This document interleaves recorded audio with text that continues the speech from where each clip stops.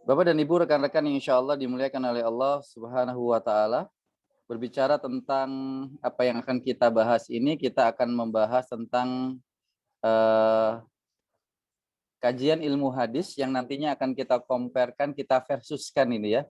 Kita versuskan dengan ilmu fikih.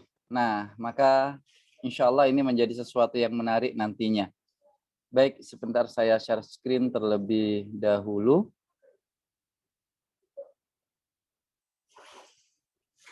Teman-teman yang dimuliakan oleh Allah Subhanahu wa taala, mari kita awali dengan sebuah doa. Semoga Allah meridhai, Allah mengkarunia rahmat dalam majelis kita ini. Maka kita baca surat yang kedua Al-Baqarah ayat yang ke-32. Subhanaka la ilma lana illa ma 'allamtana innaka antal alimul hakim. Maha suci Engkau ya Allah, sesungguhnya tidak ada yang kami ketahui, yang kami pahami, yang kami mengerti, kecuali Engkau yang telah memberikan pengetahuan dan pemahaman kepada kami. Sesungguhnya Engkau ya Allah, yang maha mengetahui lagi maha bijaksana. Teman-teman yang dimuliakan oleh Allah Subhanahu wa taala, begini. Saya awali dengan sebuah tulisan ya teman-teman. Ketika Allah Subhanahu wa taala memberikan sebuah informasi dari ayat ini ada kata-kata yang terakhir adalah kata-kata Al-Alim Al-Hakim, yaitu kata-kata Al-Alim Al-Hakim. Maksud dari kata-kata Al-Alim dan Al-Hakim di sini memiliki sebuah makna. Urutan yang pertama adalah Al-Alim, baru urutan yang kedua adalah Al-Hakim. Dan ini dikaitkan dengan sebuah kata ilmu. Maksudnya adalah ketika kita memahami sesuatu, kita mengerti sesuatu, kita kemudian memahami tentang sebuah ilmu, maka diminta kita kemudian mendapatkan status al-alim. Tetapi apakah cukup ketika kita memahami, mengetahui sesuatu itu? Tentunya tidak cukup. Maka Allah menginginkan dari kepemilikan alimnya kita, pengetahuan yang kita miliki, maka diminta kita menghasilkan sebuah kata-kata hakim, yaitu bijaksana. Disinilah kita nanti akan membincangkan teman-teman terkait dengan ilmu hadis yang nanti insya Allah akan kita versuskan dengan ilmu fikih. Dan tentunya ini nanti menjadikan sebuah wacana khazanah paradigma yang asik sekali akan bisa kita nikmati di project ataupun program kafah ini bersama teman-teman Albina Project. Nah, Bapak dan Ibu yang dimuliakan oleh Allah Subhanahu wa taala, ini menjadi prolog yang ingin saya sampaikan. Nanti pesan saya, ketika kita mempelajari ilmu hadis, ketika kita mempelajari ilmu fikih, maka yang sangat besar harapan dari saya pribadi yang saat ini sedang berbicara dengan Bapak Ibu, saudara-saudariku, teman-teman, maka saya berharap setelah teman-teman memahami hal ini, yang dimunculkan adalah sebuah kebijaksanaan dalam kita bereaksi terhadap apa yang kita alami nantinya dalam keseharian kita. Kenapa? Karena kalau kita berbicara ilmu hadis, berbicara ilmu fikih, pasti yang kita dapatkan menjadi sebuah keniscayaan adalah nantinya pasti perbedaan pendapat itu akan kita temui. Dan biasanya nih, kalau sudah berbeda pendapat ya, kalau sudah berbeda pendapat, kita khawatirkan yang muncul bukan kebijaksanaan, tetapi yang muncul kemudian keakuan, keegosentrisan, ataupun juga ya sesuatu yang dikhawatirkan lisan ini kemudian caci, mencela, memaki, menyalahkan, bahkan kemudian memvonis ketidakbaikan bagi saudara kita yang berbeda pendapat. Maka kembali lagi saya meminta sekali, kenapa kita awali dengan surat Al-Baqarah ayat 32 ini, saya harapkan nanti wawasan yang kita dapatkan dari ilmu hadis dan juga nanti ilmu fikih dari Ustadz Fauzi, LC, kita nanti akan mendapatkan sebuah kebijaksanaan dalam bersikap. Baik, Bapak dan Ibu yang dimuliakan oleh Allah Subhanahu wa taala, kita berbicara tentang ilmu hadis terlebih dahulu. Oke? Sekali lagi, teman-teman, kita berbicara tentang ilmu hadis terlebih dahulu. Saya tidak perlu menjelaskan detail karena kalau kita berbicara ilmu hadis itu kayaknya sih rumit ya. Kayaknya sih jelimet gitu ya. Atau wow, sesuatu yang ya tidak asik dan tidak menarik. insya Allah apa yang akan kita bincangkan ini dengan saya mengikuti gayanya teman-teman, baik Bapak Ibu ataukah juga teman-teman muda, bagaimana nanti kita bisa menikmati ilmu hadis ini yang insya Allah mudah dipahami dan asik untuk dimengerti. Saya usahakan. Kenapa? Karena alhamdulillah di sebuah perusahaan, instansi pemerintahan, ilmu ini kan ilmu yang jarang dipelajari secara instansi gitu ya teman-teman. Tetapi alhamdulillah di beberapa perusahaan dan di beberapa instansi pemerintahan, saya menyampaikan ilmu ini alhamdulillah sudah jalan hampir 3 tahun dan beliau-beliau yang notabene-nya bapak-bapak, ibu-ibu ya, itu merasa asik menerima ini. Nah, padahal itu sesinya waktu siang hari teman-teman, yaitu pada duhur. Bayangkan, siang hari, waktunya istirahat, kok bahas ilmu yang agak-agak berat gitu. Tapi alhamdulillah beliau-beliau merasakan kenyamanan. Maka saya juga berharap insya Allah teman-teman, bapak-bapak dan ibu-ibu juga nyaman dengan apa yang kita obrolkan di kesempatan malam hari ini, dan nanti nextnya kita juga akan berbicara terkait dengan fikih dan kita versuskan. Baik, saya awali terlebih dahulu. Bapak dan Ibu teman-teman Albina Family yang insya Allah dimuliakan oleh Allah Subhanahu wa Ta'ala. Begini paling mudahnya, yang namanya definisi hadis itu adalah sesuatu yang secara bahasa artinya baru, sesuatu yang diucapkan, dibincangkan, dibicarakan. Jadi secara bahasa hadis itu ada dua, sesuatu yang baru atau sesuatu yang dibicarakan, dibincangkan. Tetapi bukan itu dulu yang ingin kita sampaikan, tetapi adalah hadis itu terbagi menjadi 3, yaitu 1 hadis qauli, yaitu ucapan dari Rasulullah, 2 hadis fi'li, yaitu perbuatan, dan ketiga adalah hadis takriri, yaitu persetujuan. Ini adalah pembagian hadis yang dalam kategorinya masuk di definisi hadis. Jadi yang namanya hadis itu ma'udhifa bihi Nabi sallallahu alaihi wasallam, sesuatu yang disandarkan ke Rasulullah melalui 3 kategori ini, yaitu ucapan Rasulullah, perbuatan Rasulullah, dan juga persetujuan Rasulullah sallallahu alaihi wasallam. Nah, jadi kalau teman-teman memahami ucapan, berarti kalau ucapan itu Rasulullah mengucapkan secara lisan. Ya semisal qala Rasulullah sallallahu alaihi wasallam, Rasulullah kemudian bersabda, bunyal Islam, Islam itu didirikan dengan sekian sekian sekian. Ada rukun Islam, ada rukun iman, ada kemudian ihsan. Ada juga kemudian Islam itu didirikan dengan yang namanya sholat dan sebagainya. Jadi pada wilayah ini namanya ucapan Rasulullah. Ada hadis fi'li, hadis yang namanya itu perbuatan. Rasulullah tidak berucap, tetapi Rasulullah itu melakukan, menggunakan gesturnya, menggunakan perbuatan olah tubuh beliau. Ya, beliau kemudian menunjukkan dan seterusnya, itu namanya adalah hadis fi'li. Sebagaimana Rasulullah menyampaikan, "Shollu kama ra'aitumuni usolli." Salatlah sebagaimana engkau melihat aku salat. Engkau melihat aku salat. Maka kita melihat, namanya melihat itu bukan verbal. Namanya melihat itu bukan suara. Tetapi yang namanya melihat itu adalah kita melihat adanya sebuah gerakan, adanya sebuah perbuatan. Maka itulah yang kemudian kita lihat nantinya.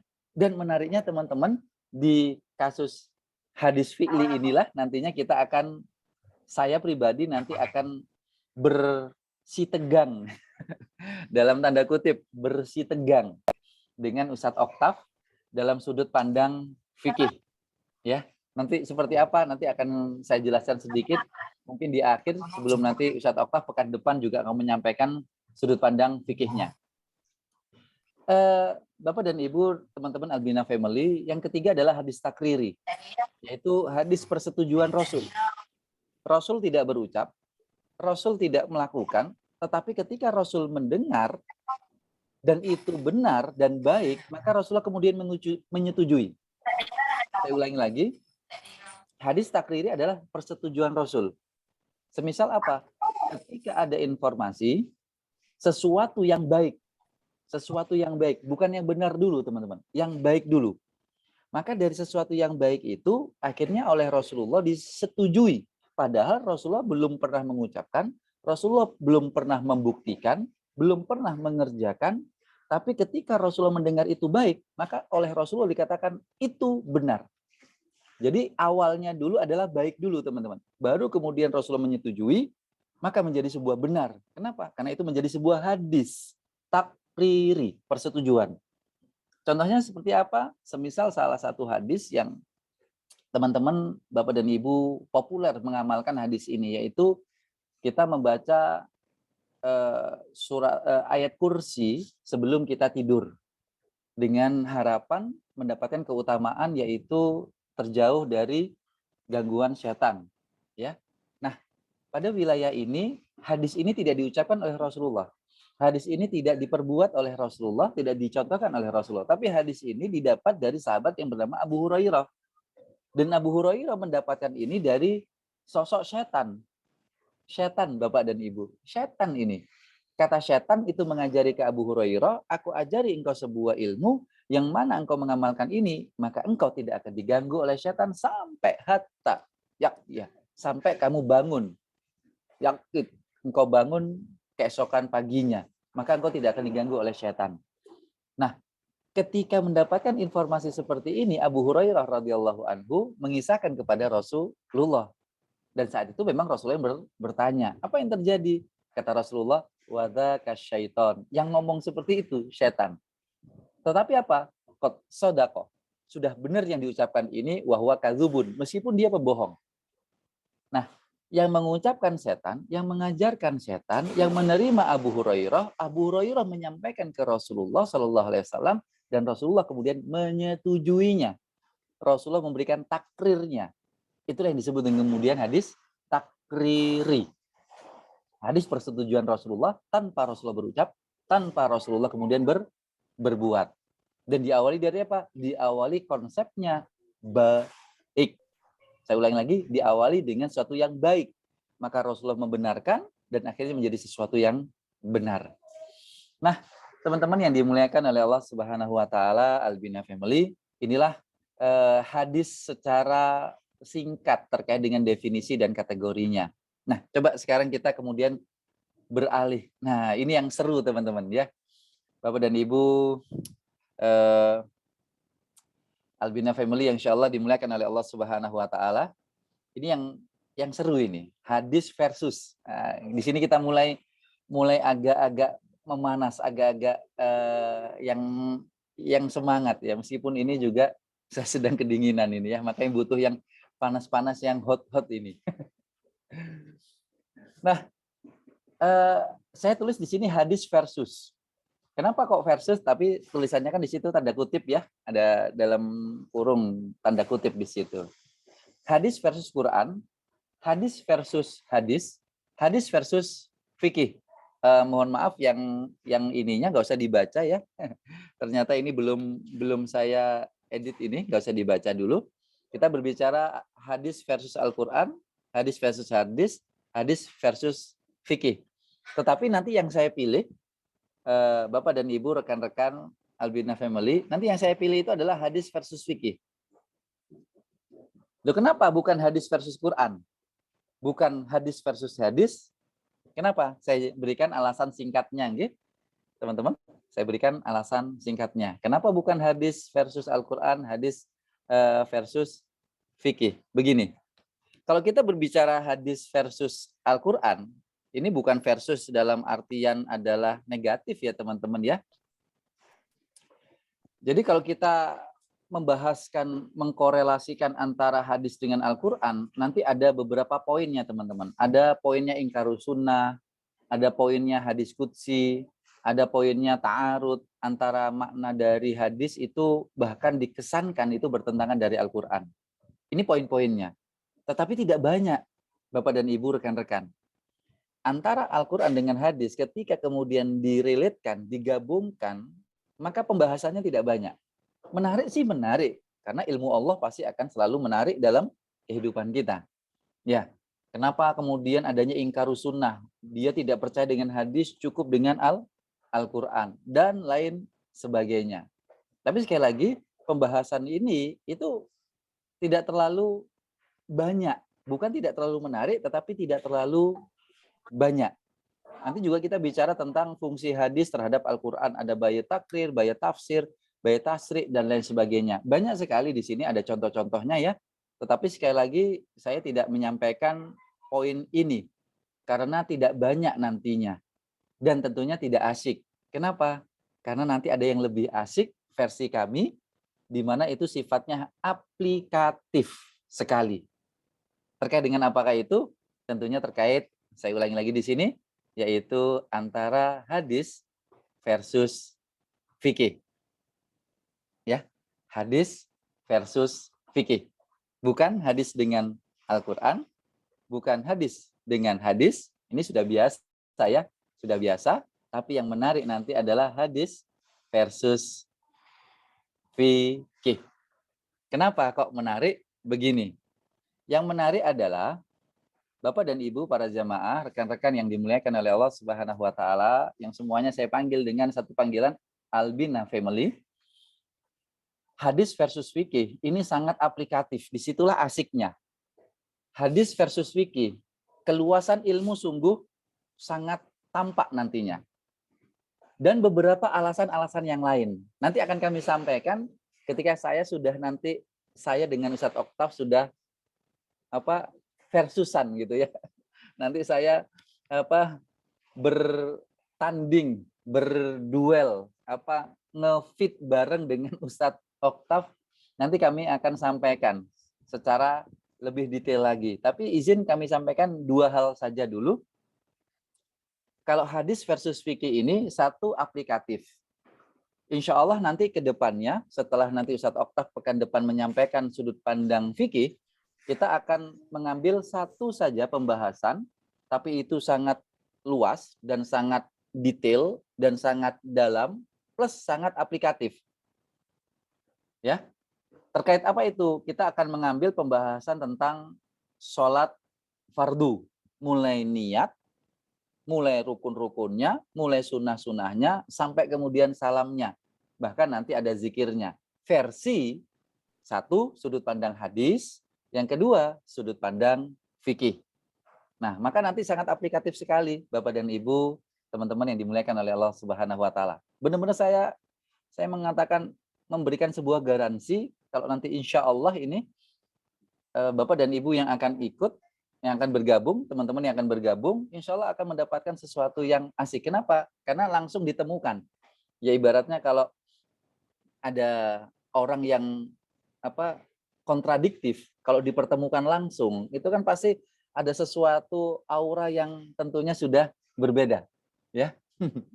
Bukan saya kemudian dengan Ustadz Oktaf nanti duel, tetapi kita hanya ngefit, tetapi kita usahakan bagaimana sudut pandang yang berbeda ini bisa kemudian kita satukan. Bahwasanya perbedaan di dalam Islam masih bisa kok kita satukan. Saya terinspirasi oleh ucapan Ibnu Huzaimah.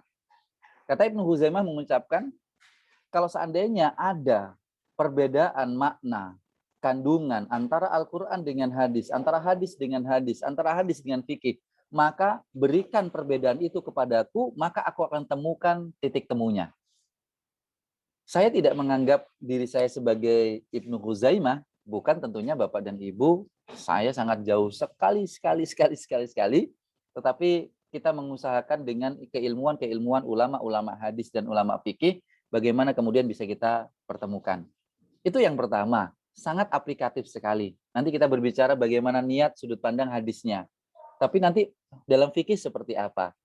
Kenapa nanti dalam takbiratul ihram ada beberapa versi sudut pandang hadis? Kenapa kok Rasulullah ada yang sekian, ada yang sekian, ada yang sekian di telinga? Sudut pandang hadisnya bagaimana? Seperti ini misalnya. Nanti sudut pandang fikih bagaimana? Seperti ini misalnya. Itu nanti yang kita akan sampaikan satu keasikan dari hadis versus fikih ini adalah aplikatif. Alasan yang kedua, wawasannya sangat luas, sangat mendetail, bahkan sangat dalam dan tentunya asik sekali untuk kita pelajari. Seperti apa misal seperti ini. Hadisnya satu, tetapi ketika dilihat oleh fikih, nanti bisa memunculkan hukum itu bisa jadi sampai 2, 3, 4, 5, 6, 7, 8. Banyak sekali. Padahal hadisnya satu, tapi kemudian dilihat dari kacamata fikih, diramu dengan usul fikihnya, dengan kemudian makna dohirnya, makna batin, makna leksikalnya, secara bahasa Arabnya, secara kemudian matannya misalnya, maka kita akan menemukan ternyata hukumnya menjadi banyak. Saya ambil contoh satu saja. Diriwayatkan oleh Anas bin Malik radhiyallahu anhu, suatu saat Ibunda Aisyah ini marah dalam arti positif sebagai seorang istri. Insya Allah saya ambil ini contoh hadis yang populer sekali yang pernah kita dengar khususnya dalam konteks rumah tangga. Ya, ketika itu Rasulullah Shallallahu Alaihi Wasallam sedang bersama dengan empat sahabat radhiyallahu anhum. Seingat saya adalah Abdurrahman bin Auf, Talha bin Ubaidillah. Yang keduanya saya lupa. Sedang berkumpul di rumahnya Ibunda Aisyah.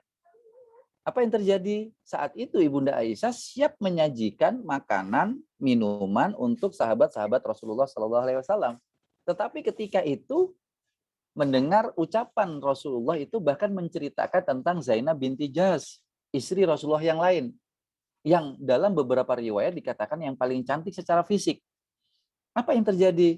Ibunda Aisyah merasa teritorialnya itu terganggu oleh kehadiran wanita lain dalam tanda kutip. Apa yang terjadi? Dihempaslah makanan dan minuman itu. Diar. Apa yang terjadi? Rasul cukup mengucapkan kata Anas bin Malik, gharrat ummukum. Yang namanya ibumu sedang cemburu. Kata Anas bin Malik menceritakan itu. Ucap Rasulullah SAW kepada para sahabat yang hadir saat itu, ibumu lagi cemburu. Rasulullah tidak marah sama sekali.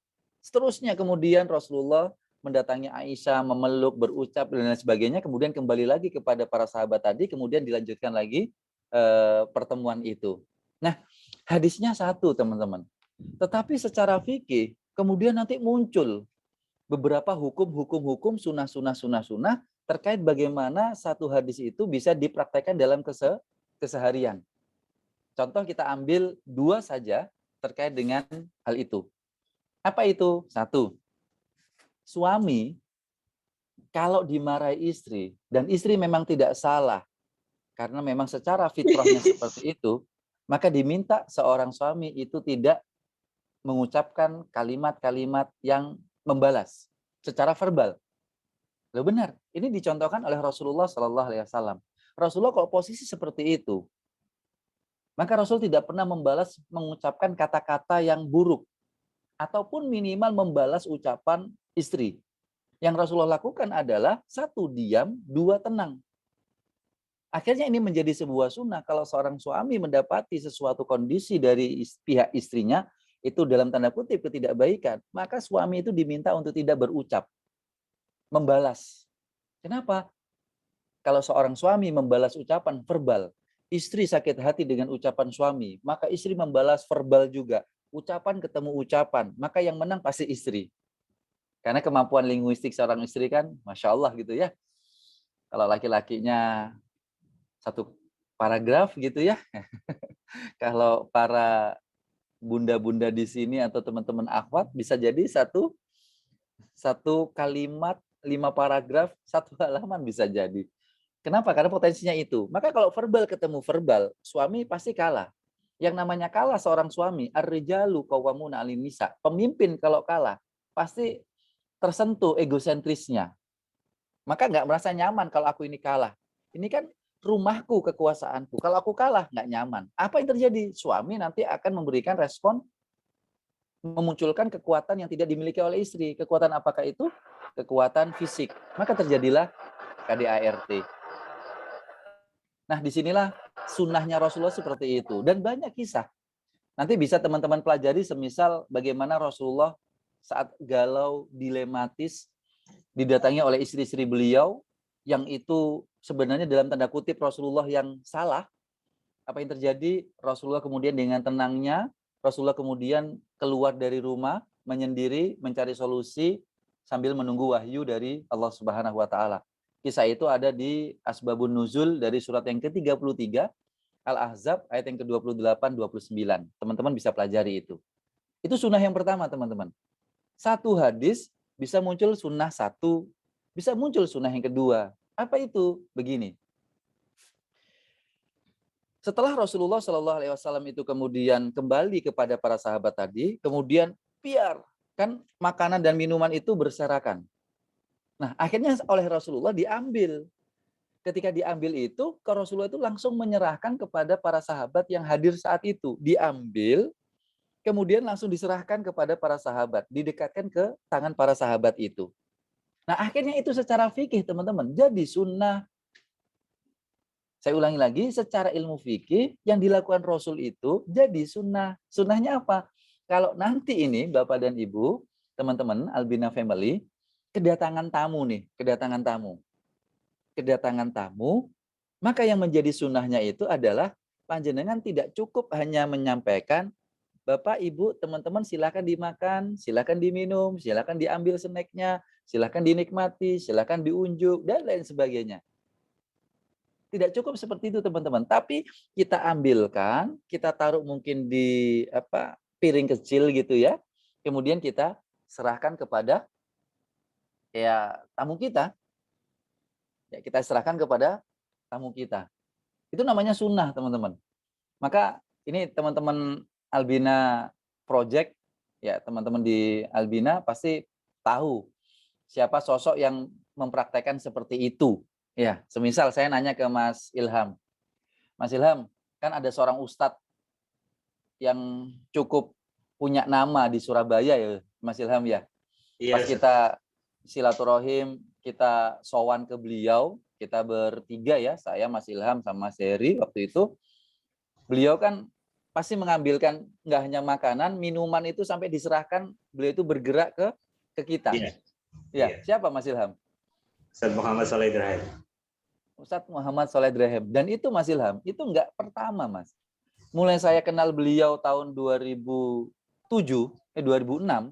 saya kenal beliau, dan beberapa kali ke rumah beliau, pasti seperti itu. Mirip yang kemarin beliau lakukan kepada kita semua. Maka saya mengambil sebuah kesimpulan, beliau ini, Ustadz Muhammad Saleh Ibrahim ini mengamalkan sunnah itu. Nah, sunnah itu kan ternyata teman-teman, nggak nunggu harus gegeran dulu. Nggak harus nunggu, Ustadz, kan itu hadisnya itu kan istri gegeran dulu dengan suami, Ustadz. Berarti kita mau mempraktekkan hadis itu nunggu konteksnya seperti itu ya, Ustadz ya? Yang enggak seperti itu, teman-teman ya. Nah, jadi teman-teman yang dimuliakan oleh Allah Subhanahu wa taala, ini asiknya kenapa kok saya memilih dan Ustadz juga, Ustadz Oktav mengiyakan, mengamini, yaitu hadis versus fikih. Ini baru dua alasan. Nanti mungkin bisa jadi akan disampaikan oleh Ustadz Oktav Fauzi nantinya ke depannya di pertemuan pekan depan insya Allah. Secara fikih dulu, baru nanti Januari saya langsung bertanding, berduel, apalagi ya bahasanya ya, yang agak heboh-heboh dikit lah kalimatnya ya, dengan Ustadz Oktav Fauzi. Nah, Bapak dan Ibu para jamaah yang dimuliakan oleh Allah Subhanahu wa taala, jadi inilah asiknya kenapa nanti hadis versus fikih. Ya, selain aplikatif, plus nanti kita akan mendapatkan ilmu yang lebih, yaitu dari sunnah-sunnah Rasulullah Shallallahu Alaihi Wasallam. Nah, baik, kita lanjutkan Bapak dan Ibu, teman-teman Albina Family yang dimuliakan oleh Allah Subhanahu wa taala. Saya tunjukkan terkait dengan ini. Poin yang kedua. Poin yang ketiga ya. Poin yang ketiga. Setelah tadi kita berbicara tentang definisi hadis dan kategorinya, kemudian kita berbicara tentang kenapa kok hadis versus fikih gitu ya. Bukan Al-Qur'an, bukan hadis versus hadis, tetapi versus fikih. Nah, sekarang saya berbicara tentang isi dari hadis, yang dikatakan dengan hadis itu isinya apa menurut ilmu hadis. Nanti di sini akan kebanyakan nanti poinnya itu saya akan dalam tanda kutip berseteru dengan Ustadz Oktav Fauzi dalam sudut pandang fikih. Baik, begini. Nah, di dalam ilmu hadis itu muatan-muatannya, isi-isinya teman-teman, itu ada 1 rawi, 2 sanad, 3 matan. Sebenarnya 3 ini cukup. Tetapi saya tambahkan 4 imam yang kemudian menjadikan kodifikasi buku di kitab-kitab ilmu hadis yang kita ketahui ataupun kitab-kitab kumpulan-kumpulan hadis. Baik, ada gampangnya 3. 1 rawi, 2 sanad, yang ketiga adalah matan. Nanti gegerannya di mana? Nanti saya sama Ustadz Oktaf gegerannya itu di matan. Kalau di sanad itu nanti biar saya dalam sudut pandang hadisnya. Kalau rawi, saya dalam sudut pandang hadisnya. Tapi kalau matan, nanti pasti saya gegeran dengan Ustadz Oktaf. Apalagi nanti Ustadz Oktaf yang sangat paham bahasa Arab. Bisa jadi saya nanti sementara akan ngepir duluan. Bukan merasa kalah ini. Ngepir duluan. Karena Ustadz Oktaf Fauzi LC ini guru bahasa Arab saya, Bapak dan Ibu, para jamaah, rekan-rekan Albina Family. Nah, saya bagi gampangnya jadi 3 ya. Begini. Rawi itu adalah orang yang meriwayatkan hadis. Orang yang meriwayatkan hadis. Siapa rawi itu? Ya kelihatan dari warna kuning itu ya, Bapak dan Ibu, teman-teman. Ada warna kuning di situ, rawi berarti Sa'id bin Ufair. Ada yang mengatakan Afir. Yang mana lah? Silahkan. Yang kemudian Wahab. Kemudian yang pertama ini, kemudian 2, Yunus 3, Ibnu Syihab 4, kemudian Humaid bin Abdurrahman 5, baru Muawiyah bin Abi Sufyan ke-6. Nah, Muawiyah ini teman-teman yang dekat dengan silsilahnya Rasul, yaitu ini adalah sahabat. Jadi kalau yang paling belakang itu adalah sahabatnya Rasul. Sahabat. Sezaman, sehidup, dan pernah bertemu dengan Rasulullah, itu adalah sahabat. Nah, tiap orang ini yang saya tulis tadi 1, 2, 3, 4, 5, 6, itu namanya rawi. Nah, sanatnya itu mana? Sanatnya itu keseluruhannya ini, rentetan-rentetan, urutan-urutan yang warnanya agak-agak kecoklatan kuning. Mulai Sa'id, kemudian An Wahab, An Yunus, An Ibnu Syihab, An Humaid bin Abdurrahman, Sami'tu dari Muawiyah. Ini namanya sanad, rentetan-rentetan perawi saat meriwayatkan hadis. Oke? Ada rawi orangnya, sanad itu rentetan-rentetannya. Nah, yang ketiga teman-teman, ini yang paling dalam nantinya, yaitu matan. Bahasa mudahnya adalah man. Matan itu adalah redaksi hadis. Oh, insya Allah Bapak dan Ibu yang dimuliakan oleh Allah Subhanahu Wa Taala, insya Allah nanti akan kita bagikan materi PowerPoint ini, insya Allah, ya. Tetapi tentunya tidak langsung di sini. Nanti akan kita bagikan jika nanti panjenengan akan berkenan untuk mengikuti kajian kafah ini. Nanti insya Allah ada grupnya tersendiri untuk tiada lain supaya adab dalam bermajelis itu bisa kita nikmati. Kemudian yang kedua, keberlangsungan ilmu itu bisa kita temukan. Karena kalau paling ideal kan kalau kita mau kajian bermajelis itu sebenarnya paling ideal itu pakai kitab. Ya, tetapi bisa kita gantikan dengan kurikulum. Maka biasanya kalau saya membuat kajian di teman-teman Albina Project ataukah di teman-teman Surabaya Hijrah pun juga ada kurikulumnya.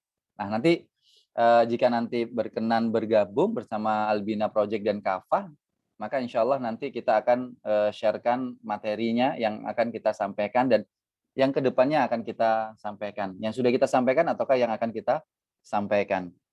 Nah, baik, saya kembali lagi matan. Nah, di sini uniknya dan sini hebohnya nanti.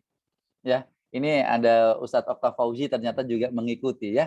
Jadi saya agak-agak dredeg juga ini. Karena kok dari awal agak-agak apa ya, menantang tadi itu bahasanya. Ternyata beliau hadir ini ya.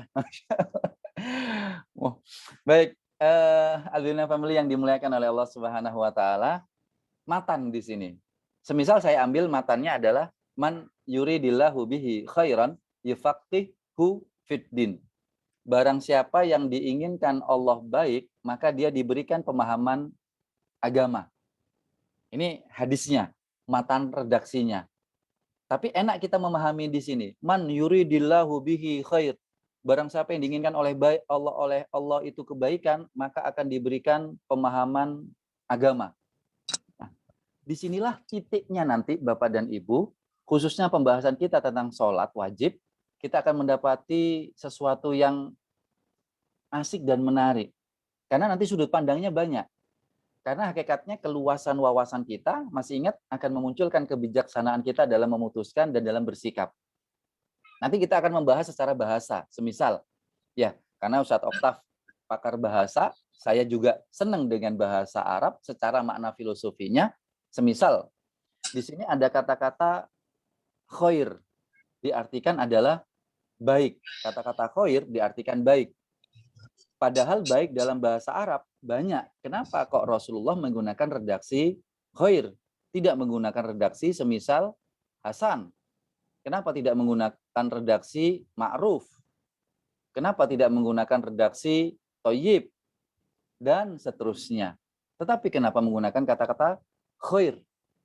Maka indahnya bahasa Arab, setiap ada kata-kata dalam sebuah redaksinya, pasti memiliki makna dan memiliki filosofi kehidupan. Itu nanti bisa ditemukan dalam ilmu balaghah tentunya. Ada ma'ani, bayan, dan seterusnya. Ya. Jadi, Albina Family yang dimuliakan oleh Allah Subhanahu wa Ta'ala, ada gampangnya adalah tiga. Ada rawi, ada sanad, ada matan. Maka saya ajak kembali lagi, yang paling heboh nantinya, saya tidak meminta panjenengan harus hafal rawinya siapa. Bapak dan Ibu, teman-teman tidak harus paham sanatnya seperti apa. Cukup saya saja yang sudah pusing sekali menghafal nama dan kemudian sanatnya. Ya, karena kalau di ilmu hadis itu dulu saya ketika hendak kuliah di Al-Azhar, itu saya pinginnya itu ditafsir. Dulu pinginnya ditafsir. Albina Family, Bapak dan Ibu, rekan-rekan. Tetapi qadarullah kemudian ternyata keputusan jurusan atau dalam istilah di Al-Azhar itu syu'bah, itu kemudian ditentukan oleh nilai. Qadarullah, alhamdulillah, nilai hadis saya lebih tinggi daripada tafsir. Maka kemudian di tahun kedua saya mempelajari ilmu hadis dan sampai kemudian selesai. Nah, ternyata memang yang menarik dari ilmu hadis dibandingkan, bukan kemudian membandingkan untuk saling mengalahkan, hanya dalam sisi penilaian subjektivitas saya, adalah kalau di ilmu hadis itu nanti akan ada satu tentunya mengingat nama orang dan sanad. Karena di Al-Quran tidak ada, karena langsung mutawatir, langsung ke Allah. Nah, dari mengingat nama itu tidak lepas dari sirah. Maka akhirnya saya ya sukanya itu karena ada sisi-sisi sirah. Nah, maka nanti insya Allah kita akan juga berbincang antara hadis dengan fikih, itu juga akan ada sirahnya dan tidak akan pernah lepas.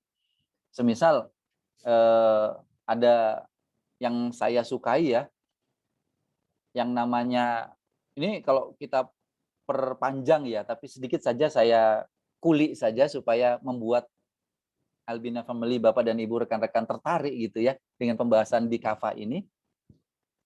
Semisal ada seorang sahabat yang populer namanya adalah Zubair bin Awam. Kemudian Zubair bin Awam ini kan salah satu dari 10 sahabat yang dijanjikan masuk surga. Zubair bapaknya Awam. Awam punya bapak namanya Khuwailid. Nah, kita tahu Khuwailid ini bapaknya Khadijah. Ya kan? Nah, ternyata ada juga seorang sahabat yang bernama siapa ya kemarin? Hakim bin Hizam. Hakim bin Hizam. Hakim bapaknya Hizam. Hizam bapaknya Khuwailid. Jadi gampangnya Khuwailid ini punya anak 3 sementara ini. Anak keseluruhannya itu ada 8. 3 diantaranya ada Awam, ada Khadijah, ada Hizam. Nah, ini kalau kemudian kita runtutkan kisahnya, bagaimana Zubair bin Awam kemudian nanti menikah dengan Asma binti Abu Bakar, yang kemudian itu adalah juga mertua dari Rasulullah. Kemudian kita runtutkan, kemudian Said bin Hizam itu bagaimana kemudian dia bisa masuk Islam setelah 20 tahun berteman dengan Rasulullah, baru mendapatkan hidayah setelah Fathul Mekah. Itu kalau kita runtutkan, nanti intinya bulet. Intinya bulet. Tetapi di situ ada keasikan. Nanti bisa ketemu misalnya nanti ketemunya di eh, apa Zaid bin Harisah misalnya. Zaid bin Harisah kemudian menikah dengan eh, Ummu Aiman, ibu sepersusuan Rasulullah. Ini kalau kita kaitkan hadis dengan sirah, maka nanti tentunya asik. Ya, itu sekelumit saja. Saya tambahin dikit lagi. Zaid Harisah bagaimana kemudian menikah dengan Ummu Aiman, kemudian melahirkan seorang anak yang bernama Usamah bin Zaid, panglima termuda itu. Dan kemudian secara pernikahannya usianya ibu sepersusuan Rasulullah menikahi anak angkat Rasulullah. Wah, aslinya asik nantinya. Nah, baik Albina Family, Bapak dan Ibu yang dimuliakan oleh Allah Subhanahu wa taala. 10 menit ke depan saya akan melanjutkan. Jika ada yang di-sharingkan, diobrolkan, kami persilahkan. Nah, kita kembali lagi. Albina Family yang dimuliakan oleh Allah Subhanahu wa taala. Di sini saya sudah mulai agak kedinginan di sini. Karena ini mohon maaf kalau ada yang lalu lalang di belakang saya karena memang posisi saya bukan di private room gitu ya. Ini posisi saya sedang di rooftop di salah satu hotel ini posisi di Jogja, Bapak dan Ibu.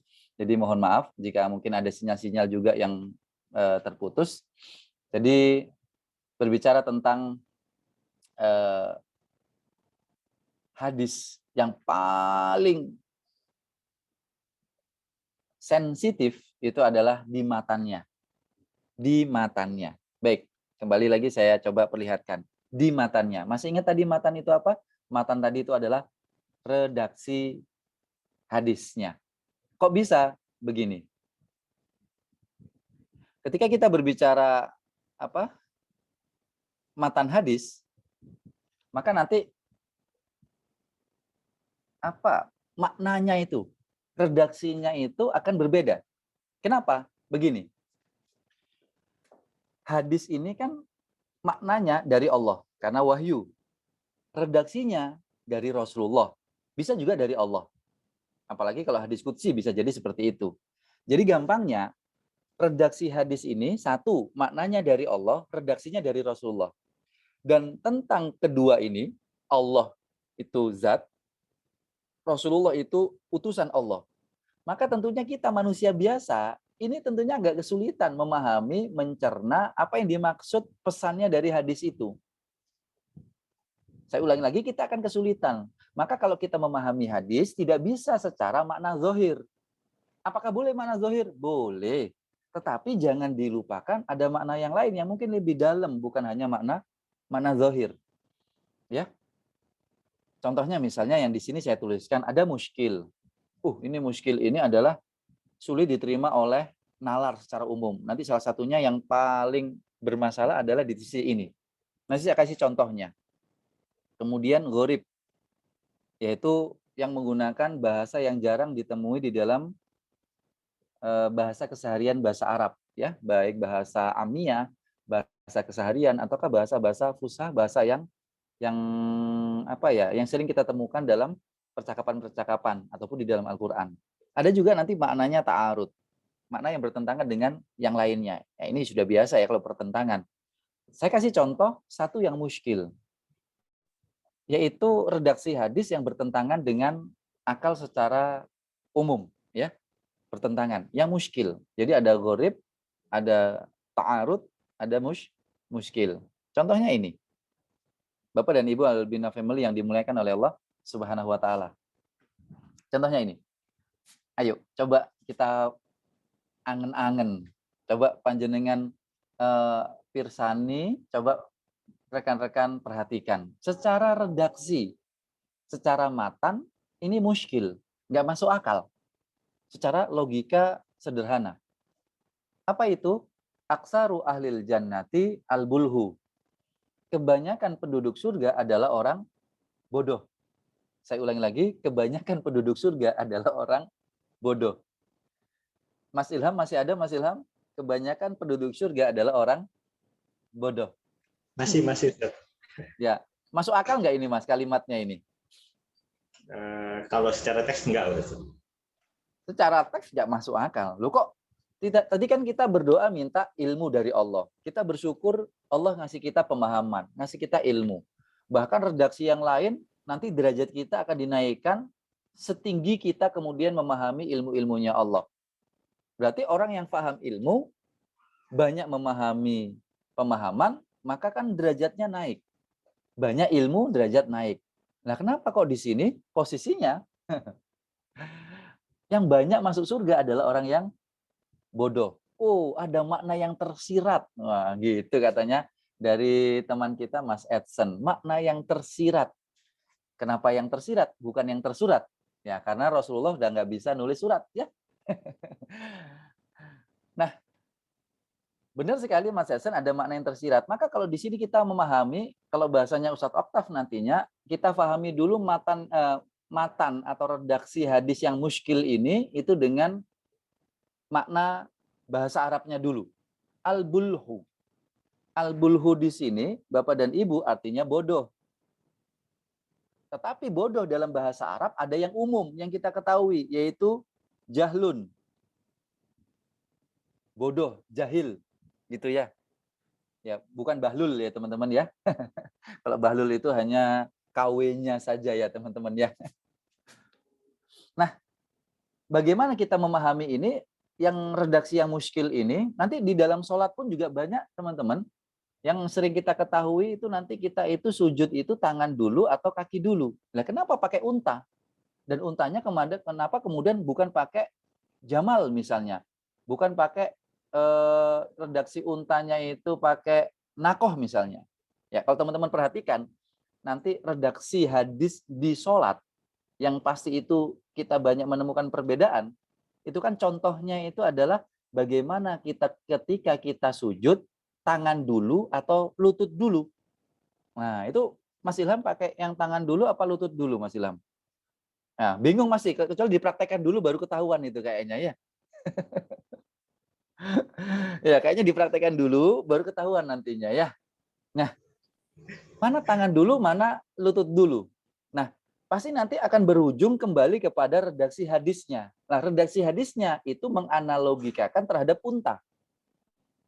Tetapi di hadis-hadis itu, Bapak dan Ibu, rekan-rekan, teman-teman, Albina Family yang dimuliakan oleh Allah Subhanahu wa taala, menariknya kok Rasulullah menggunakan kata-kata unta, itu bukan dengan kata unta umum, Jamal.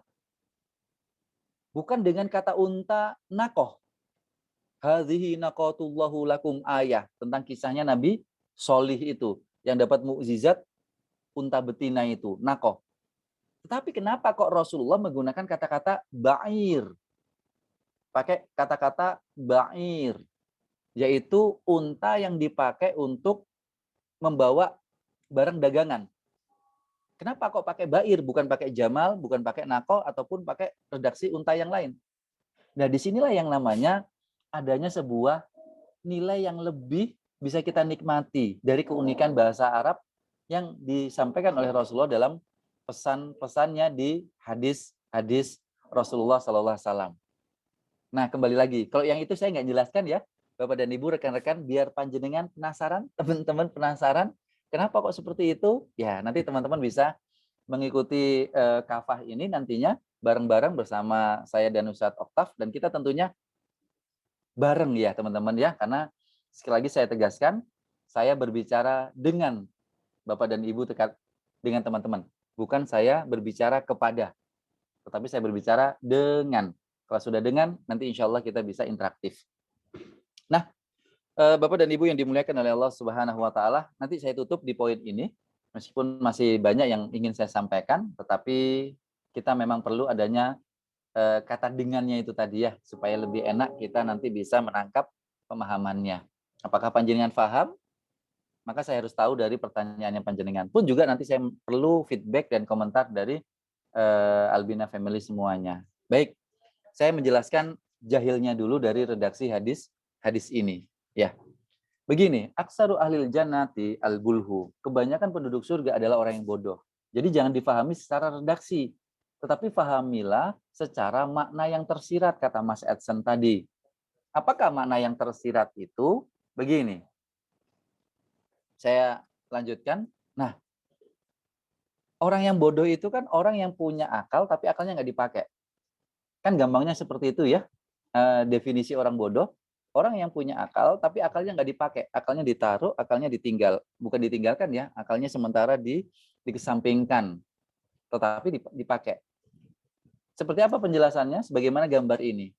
Para sahabat radhiyallahu anhum saat kemudian hendak perang Badar, ya kita tahu kalau kita berbicara sirah, perang Badar itu kan tersebab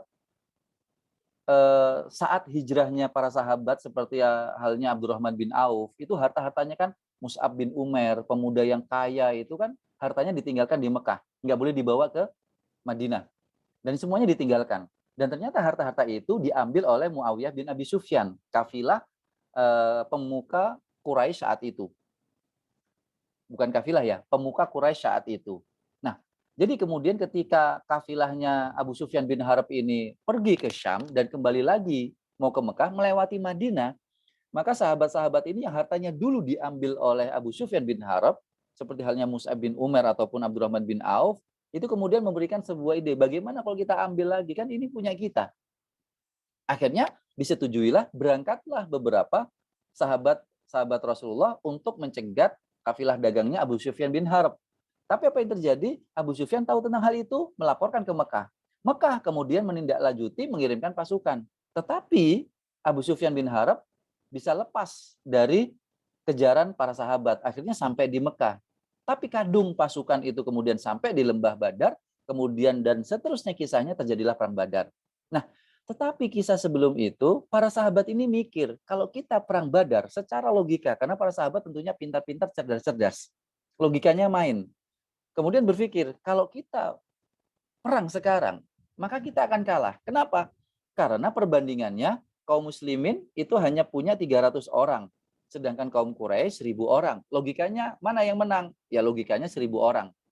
Untanya kaum muslim 70, untanya kaum Quraisy 700. Secara logika, mana yang menang? Quraisy. Pasukan berkudanya kaum Quraisy itu 300. Pasukan berkudanya kaum muslimin hanya 2. Secara nalar, mana yang menang? Quraisy. Akhirnya para sahabat itu tidak mau berangkat perang. Tidak mau berangkat ke lembah Badar. Apa yang terjadi? Rasul berucap, wahai sahabatku, kita diperintahkan untuk kemudian berperang menuju lembah Badar. Para sahabat ini kepikiran teman-teman. Kenapa? Dengan analisanya, dengan kecerdasannya mikir kita akan kalah, kita akan mati, kita akan syahid. Akhirnya enggan pergi. Maka kemudian muncul ayatnya itu adalah yang kemudian kita temukan ayatnya itu di surat yang ke Al-Maidah, surat yang ke Al-Anfal surat yang ke-8 ayat yang ke-5. Coba teman-teman buka surat yang ini tidak saya tunjukkan di sini, nggak ada di slide. Surat yang ke-8 Al-Anfal ayat yang ke-5. Kama akhrajaka rabbuka min baitika bil haqq wa inna fariqam minal mu'minina lakarihun. Ketika mereka itu disuruh pergi dari rumahnya untuk sesuatu yang hak, yang benar, yaitu berperang di jalannya Allah, perang Badar konteksnya, wa inna fariqam minal mu'minin, bahasanya mukmin. Tetapi sebagian dari orang-orang yang beriman itu lakarihun, enggan, makruh, benci untuk pergi berperang. Kenapa? Karena tadi itu hasil analisa kecerdasannya, logikanya kita kalah. Tetapi ketika mereka itu makruh, memakruhkan dirinya untuk pergi, aras-arasan, benci, tidak mau pergi, tapi ketika melihat Rasulullah itu pergi ke lembah Badar, akhirnya loyalitas mereka itu muncul. Akhirnya logika-logika yang mereka bangun, nalar-nalar yang mereka ciptakan, dan rasionalitas yang mereka bentuk untuk memberikan sebuah keputusan itu akhirnya ditinggalkan demi mengikuti loyalitas Rasulullah Shallallahu Alaihi Wasallam. Jadi kalau bahasa sekarang, Bapak dan Ibu, rekan-rekan, ketika para sahabat itu berangkat perang Badar, mungkin masih rasan-rasan, duh kalah ini. Tapi masih punya keimanan. Maka dari keimanan itulah loyalitas itu muncul ke Rasulullah, yang difikirkan sementara ditanggalkan, yang difikirkan sementara ditaruh. Keimanan yang lebih maju. Logika kemudian sementara dikesampingkan. Inilah orang bodoh. Siapa orang bodoh itu? Dia punya akal tapi nggak digunakan. Dia punya akal tapi ditaruh. Nah, tetapi karena dia ikut loyalitas kepada Rasulullah, mengikuti perintah Allah, perang Badar, kemudian mendapatkan apresiasi yang terbaik oleh Allah Subhanahu wa taala. Maka kata Allah dalam wahyunya menyampaikan, ya, wahai ahli Badar, if'al masyi'ta atau i'malu masyi'tum. Lakukan apapun yang kamu mau. Kenapa? Apresiasinya Allah kepada para sahabat-sahabat yang mengikuti peperangan Badar. Nah, ini yang disebut dengan aksaru ahlil jannah al-bulhu. Orang yang bodoh itu banyak masuk surga karena dia meletakkan logikanya demi mengedepankan keimanannya, mengikuti loyalitas kepada Rasulullah dan juga ketaatan kepada Allah Subhanahu wa taala. Nah, Alwina family, Bapak dan Ibu yang dimuliakan oleh Allah Subhanahu wa taala, inilah yang saya sebut yang paling menarik dari rangkaian-rangkaian isi dari hadis itu adalah di matannya. Ya, sekali lagi di matanya atau di redaksi bahasanya. Wah, ini nanti tentunya lebih menarik lagi kalau Ustadz Oktaf nanti bisa bergabung ya Ustadz. Tapi mohon maaf Ustadz, jangan sekarang Ustadz ya. Nanti ada panggungnya sendiri kok untuk Ustadz Oktaf ya. Nanti kalau Ustadz Oktaf muncul sekarang ya saya keder ini Ustadz. Belum siap materi bahasa Arab ini ya. Seperti itu Bapak dan Ibu. Teman-teman yang dimuliakan oleh Allah Subhanahu wa taala terkait dengan hadis. Saya tutup dengan sebagai ini penutup saya, tetapi nanti prolog saya ketika ketemu dengan Ustadz Oktaf. Saya ulangi lagi supaya Bapak Ibu, teman-teman yang saat ini sudah bergabung ya, nanti akan penasaran. Ini saya ucap, saya tunjukkan, saya informasikan sebagai penutup yang ingin saya sampaikan di kesempatan malam hari ini, tapi nanti akan saya buka ketika saya akan bertemu on stage dengan Ustadz Oktaf nantinya. Terkait dengan apa itu? Terkait dengan silsilah ilmu fikih. Wah, ini. Makanya dari tadi kan saya bicara hadis ya. Sekarang izinkan saya berbicara fikih. Mendahului Ustadz Oktaf. Coba perhatikan sedikit saja. Mas Ilham coba melihat Mas. Ya, meskipun kecil coba didetailkan ya. Begini. Ini silsilah fikih. Ya. Rasulullah kemudian kepada para sahabat. Abu Thalib, Abu Bakar, Umar, Utsman, dan seterusnya. Nah, kemudian dari itu, setelah para sahabat, kemudian urutan-urutan secara zaman dan masanya, kemudian ada Imam Malik. Yang pink ini, gampangnya itu adalah fikih, yang kita kenal. Dan itu urutannya, kayak Imam Malik itu belajar dari tabi'in, ya, dan seterusnya. Nah, baru setelah zamannya para ahli fikih, baru ahli hadis.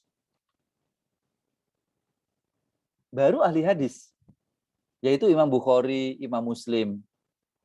Saya ulangi lagi, jadi setelah zamannya Rasulullah, para sahabat, tabi'in, itu adalah ahli fikih. Yang populer saat ini ya, kita kategorikan ahli fikih. Ada Imam Malik, Imam Syafi'i, Imam Abu Hanifah, kemudian Imam Ahmad, dan seterusnya. Oke? Nah, baru generasi setelah ahli fikih atau mazhab fikih itu, baru kemudian ahli hadis, yang kita kenal dengan Imam Bukhari, Imam Muslim, dan seterusnya. Padahal kalau kita mau memahami secara retorika berpikir, seharusnya kebalik. Kok bisa? Karena fikih itu akan muncul setelah hadis. Saya ulangi lagi, fikih itu baru bisa produknya muncul, hukumnya wajib, hukumnya sunnah, hukumnya makruh, hukumnya ini, setelah ada hadis dulu. Baru dari hadis itu di breakdown, dianalisa oleh ahli fikih jadi hukum. Nah, pertanyaannya, kenapa kok di sini ahli fikih dulu, bukan ahli hadis? Berarti kan ada yang aneh. Apakah ahli fikih itu tidak ahli hadis? Ataukah ahli hadis itu tidak ahli fikih? Dan seterusnya. Maka di sini ada, dalam tanda kutip, akan muncul kerancuan-kerancuan berpikir kalau kita tidak pas memahaminya. Sampai nanti akan muncul kata-kata. Yang lebih keren itu seharusnya ahli hadis. Bukan ahli fikih, karena yang lebih paham dari Rasulullah itu adalah ahli hadis. Maka nanti muncul, lebih baik ngikutin Rasulullah atau ngikutin ulama. Nah ini salah kalimatannya, ngikutin Rasulullah atau ngikutin ulama. Maksudnya adalah ngikutin hadis atau ngikutin fikih. Nah, kalau kalimat ini dimunculkan, sebenarnya ini kalimat yang salah menurut saya. Nanti seperti apa? Ya nanti akan kita bahas bersama dengan Ustadz Oktaf Fauzi. Maka di sini pertanyaan penutupan dari saya adalah teman-teman, adanya keunikan. Kenapa kok fikih dulu, mazhab fikih, baru kemudian ahli ataupun ulama-ulama, imam-imam hadis. Padahal kita ketahui Imam Bukhari itu mazhabnya adalah Syafi'i. Bahkan Sahih Bukhari itu yang disyarahkan oleh beberapa ulama-ulama hadis sebada dari Imam Bukhari, yang populer itu adalah Fathul Bari, itu dikarang oleh Ibnu Hajar Asqalani, bahkan sangat populer sekali sampai dikatakan la hijrah ba'dal fath, tidak ada hijrah setelah Fathul Bari ini. Ini mazhabnya Fathul Bari ini adalah Imam Syafi'i. Asy-Syafi'i mazhabnya dari pengarang syarah penjelas dari kitab Sahih Bukhari. Berarti kan sebelumnya Sahih Bukhari ini mazhab fikih, setelahnya juga mengikuti mazhab Syafi'i. Tapi menariknya Sahih Bukhari itu juga diterjemahkan, disyarah, diberikan penjelasan, diberikan tahqiq oleh yang namanya Badruddin Al-Aini, yang notabene-nya adalah mazhabnya Hanafi. Maka di sini asik teman-teman, ternyata hadis itu juga dipelajari oleh orang-orang yang memiliki sudut pandang fikih yang berbeda-beda. Dari sinilah kemudian keluasan itu akan muncul.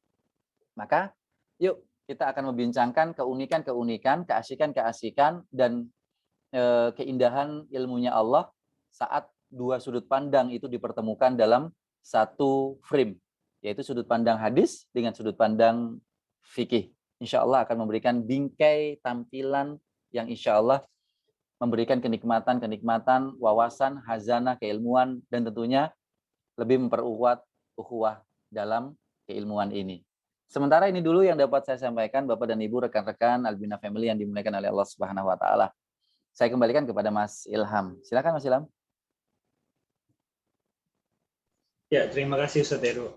Mungkin Albina Family di sini mungkin ada yang mau bertanya, mungkin satu atau dua pertanyaan tentang program Kafa ini, atau mungkin sedikit. Mohon maaf, satu saja ya, Mas Satu Ilham. ya. Satu, baik. Ada pertanyaan mungkin? Kalau nggak ada, Ustaz Oktaf nggak boleh nanya.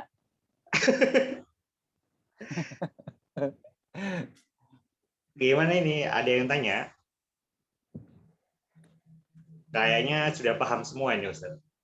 Oke, baik. Masih penasaran? Masih penasaran kayaknya, Mas. Insya Allah.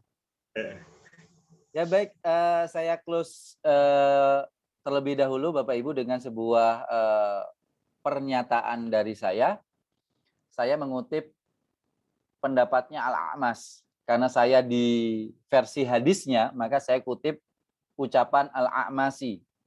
Yang notabene-nya adalah beliau ahli hadis, bukan ahli fikih di zamannya. Nah, Al-A'masi pernah berucap, sesungguhnya ahli hadis itu adalah apoteker. Dan ahli fikih adalah at-tibba, yaitu dokter ataupun tabib. Sekali lagi kata Al-A'masi, yang namanya ahli fikih, ahli hadis itu adalah apoteker yang meramu obat. Tetapi para ahli fikih itu adalah para dokter yang bisa memahami terkait bagaimana obat ini bisa dipakai enggak ke pasien A. Bisa dipakai enggak untuk pasien B. Komorbidnya bagaimana, mempengaruhi jantung apa tidak. Akhirnya dokter lebih mengetahui kondisinya. Maka nanti kalau panjenengan bertanya tentang materi kami, saya dengan Ustadz Oktaf, maka saran saya banyaklah bertanya kepada Ustadz Oktaf ya, bukan kepada saya. Karena sifatnya itu adalah lebih aplikatif di fikih, kondisinya lebih paham. Kalau saya hanya apoteker. Maka saya menginfokan ke Ustadz Oktaf di awal-awal persiapan Ustadz, nanti banyak ditanya-tanya sama Bapak dan Ibu, sama rekan-rekan. Ketimbang saya, nanti saya lebih sedikit kok. Kalaupun nanti ditujukan ke saya, nanti ujung-ujungnya saya tujukan ke Ustadz Oktaf juga kok. Baik, terima kasih Bapak dan Ibu yang dimuliakan oleh Allah Subhanahu wa taala. Mohon izin saya undur diri terlebih dahulu. Insya Allah ada doa, Ustaz. Ya baik, ini karena di suasana saya juga sudah mulai rame. Kita tutup dengan sebuah doa. Semoga Allah meridhai segala apa yang kita lakukan di kesempatan malam hari ini, Bapak dan Ibu, teman-teman yang dimuliakan oleh Allah Subhanahu wa taala. Bismillahirrahmanirrahim. Alhamdulillah. Wassalatu wassalamu ala Rasulillah sallallahu alaihi wasallam wa ala alihi wa ashabihi ajmain amma ba'du. Hamdan naimin, hamdan syakirin, hamdan yuafi ni'mah wa yukafi mazidah. Ya Allah, kami mensyukuri segala apa yang Kau karuniakan. Kami mengucapkan segala puja dan puji atas segala anugerah yang Engkau limpahkan. Allahumma sholli wa sallim wa barik ala nabiyina Muhammad wa ala alihi wa sahbihi wa sallam. Allahumma ya Allah, ij'al jam'ana hadza jam'an marhuma wa tafraqana min ba'dihi tafraqan ma'suma. Allahumma rzuqna ilman nafi'an wa fahman zayyidan wa amalan mutaqabbala. Allahumma ij'al lana ya Allah himmatana ya Allah fi ilmillah. Allahumma ya Allah ij'al fi qalbina ya Allah nurun ilmika ya Rabb. Allahumma ya Allah ij'al jam'ana hadza jam'an maghfuran, jam'an marhuman, wa jam'an mubarakan. Ya Allah, jadikan pertemuan kami ini pertemuan yang menjadi penyebab turunnya rahmat Engkau. Ya Allah, menjadi penyebab dosa-dosa kami terhapuskan, dan tentunya menjadi majelis yang penuh dengan lapis-lapis keberkahan Allah Subhanahu wa ta'ala. Rabbana atina fid dunya hasanah wa fil akhirati hasanah wa qina adzabannar. Wa sallallahu ala khalqil mursalina sayyidina Muhammadin sallallahu alaihi wasallam wa bil hurmati dawahum fiha subhanakallah wa tahiyatum fiha salam wa akhiru da'wana anil hamdulillahi rabbil alamin bi barakatil Fatihah.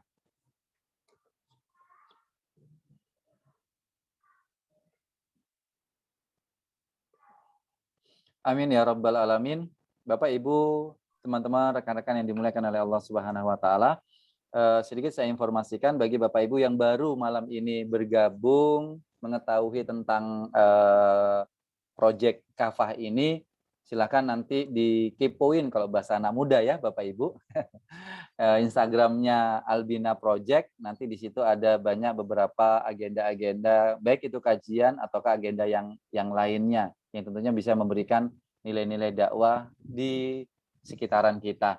Maka saya mengucapkan terima kasih karena di malam hari ini sudah banyak yang bergabung, alhamdulillah bisa sama-sama kita ngobrol bareng, sharing bareng, dan bermajelis bareng. Semoga majelis ini penuh dengan kemuliaan Allah Subhanahu wa taala. Saya mengucapkan terima kasih dan mohon maaf kepada seluruh Albina Family atas kekurangan, kekhilafan dalam majelis ini. Semoga Allah selalu meridhoi, semoga Allah selalu memberikan rahmatnya dan keberkahannya untuk kita semuanya. Dan tentunya saya berharap minta kepada Allah, Allah memberikan penjagaan dengan sebaik-baik penjagaan untuk Bapak dan Ibu, rekan-rekan, dan seluruh keluarga besar. Saya Heru Kusumahdi pamit undur diri. Assalamualaikum warahmatullahi wabarakatuh. Waalaikumsalam warahmatullahi wabarakatuh.